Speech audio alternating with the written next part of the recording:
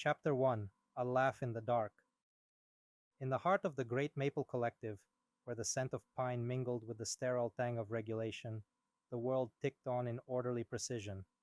Laughter was a relic, humor a forgotten art, and every citizen moved through their days in a carefully choreographed dance of equality and efficiency. Yet in this meticulously controlled society, a spark of rebellion simmered beneath the surface, waiting for the right moment to ignite. Red Vector, a lanky man with unruly hair and a perpetual twinkle in his eye, trudged through his daily routine with practiced monotony. Originally from the Czech Republic, he had come to Canada in search of opportunity, only to find himself trapped in a humorless dystopia. He worked at the Central Data Repository, a vast, windowless building where rows of identical desks stretched as far as the eye could see. Here, citizens dutifully inputted data, their faces blank, their spirits dulled by the ceaseless hum of conformity. As Red Vector tapped away at his keyboard, his mind drifted to the jokes and puns he kept carefully concealed beneath a facade of compliance. He glanced around the room, ensuring no one was within earshot, and muttered under his breath, "Why don't scientists trust atoms? Because they make up everything." A stifled chuckle escaped his lips before he could stop it. "Citizen Red Vector!" The sharp voice of Supervisor Greystone cut through the air like a guillotine. Red Vector snapped to attention, his heart pounding. "Yes, Supervisor?" he replied, his voice steady but his palms sweaty. "Is there something amusing you would like to share with the collective?" Greystone's eyes were cold, devoid of any trace of humor. "No, Supervisor. Just a slip of the tongue," Red Vector said, bowing his head in a gesture of submission. "See that it doesn't happen again," Greystone warned before moving on to the next row of desks. Red Vector exhaled slowly, the thrill of his minor rebellion still tingling in his veins. He knew the risks, but he also knew that without laughter, life in the collective was unbearable. The memory of his homeland's vibrant comedy scene kept him going, along with his love for guns and beer, passions he indulged in secret. And so, when the workday ended, he made his way through the labyrinthine streets to a nondescript building on the outskirts of the city. Beneath the unremarkable facade lay the secret heart of the resistance, an underground comedy club. The room buzzed with anticipation as citizens gathered, their faces lighting up in anticipation of the night's performance. Here, in the dim light and the smoky air, the comedy rebels came to life. Lionheart, a burly man with a booming voice and a penchant for physical comedy, took the stage first. An Irishman with a deep-seated dislike for the English, his humor often carried a biting edge. He mimed the exaggerated gestures of the committee officials, drawing hearty laughs from the crowd.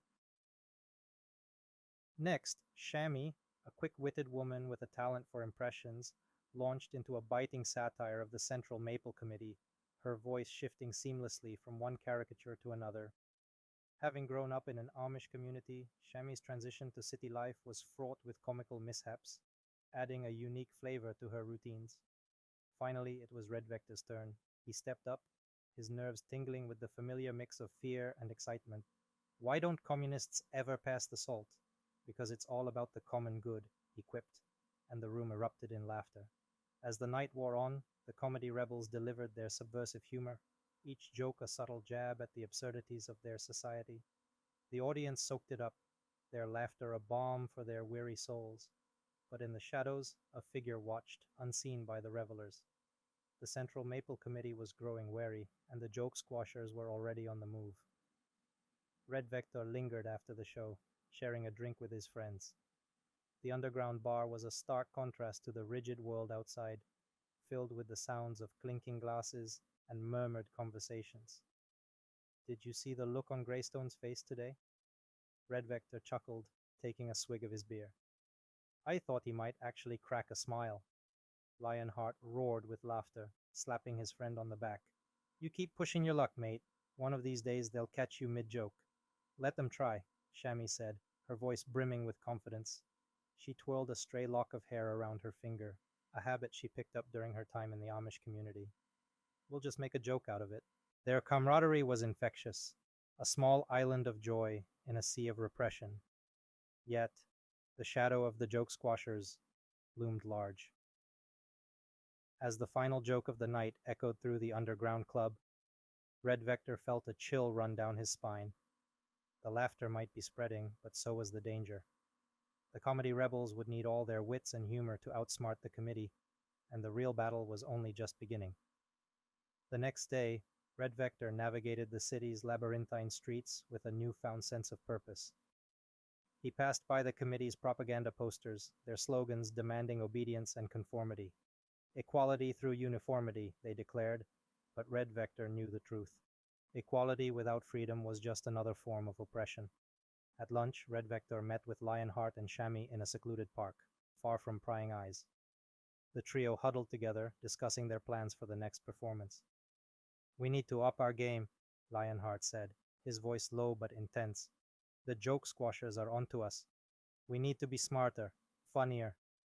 "Agreed," Shammy nodded. "But we also need to be careful. One wrong move and it's over." Red Vector leaned in, his eyes shining with determination. "I have an idea," he said. "What if we start incorporating some physical comedy into our routines? Something that involves the audience more directly. It could help spread the word and make it harder for the joke squashers to pinpoint us." Lionheart grinned. "I like it. Let's give them a show they won't forget." That evening, the comedy rebels gathered in the underground club once more. The room was packed, the air thick with anticipation.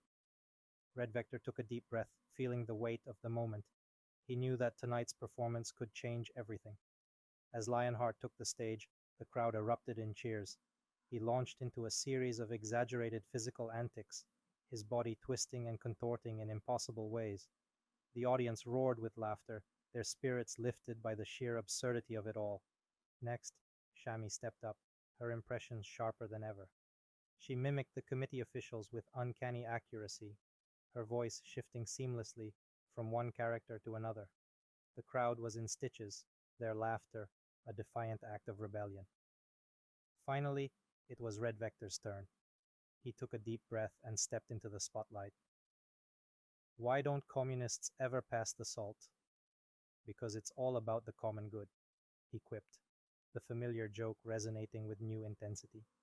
But this time, he added a twist. He pulled out a small, hidden projector and began showing satirical cartoons, each one poking fun at the absurdities of the regime. The audience was spellbound, their laughter growing louder with each passing moment. But in the shadows the figure watched, their eyes narrowing with suspicion. The joke squashers were getting closer, and Red Vector knew they were running out of time. As the final joke of the night echoed through the underground club, Red Vector felt a chill run down his spine. The laughter might be spreading, but so was the danger. The comedy rebels would need all their wits and humor to outsmart the committee, and the real battle was only just beginning. Outside, the city lay shrouded in darkness, the oppressive silence broken only by the distant hum of machinery.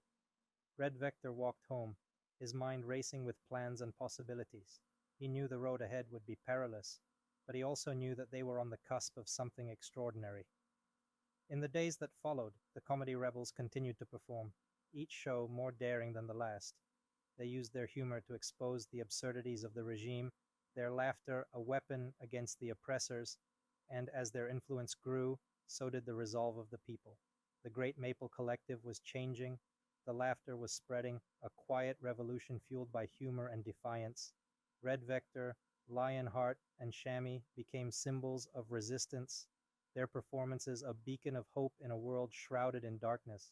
But the joke squashers were relentless, their pursuit growing more intense with each passing day.